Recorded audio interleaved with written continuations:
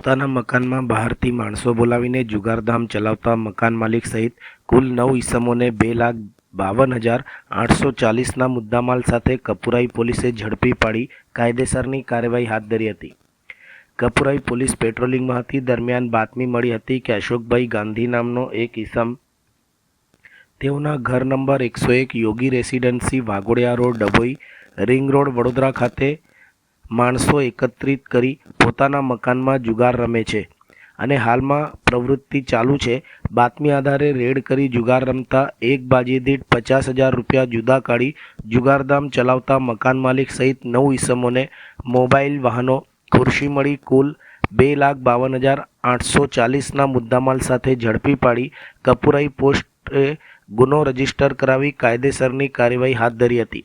પકડાયેલ આરોપીઓમાં અશોકભાઈ Gandhi, Dhaval Shah, Nimesh Parikh, penal Kumar Shah, Pritesh Kumar Shah, Dipesh Shah, Jaysukhbhai Shah, Navneet Shah તથા રાજેન્દ્ર કુમાર શાહનો સમાવેશ થાય છે.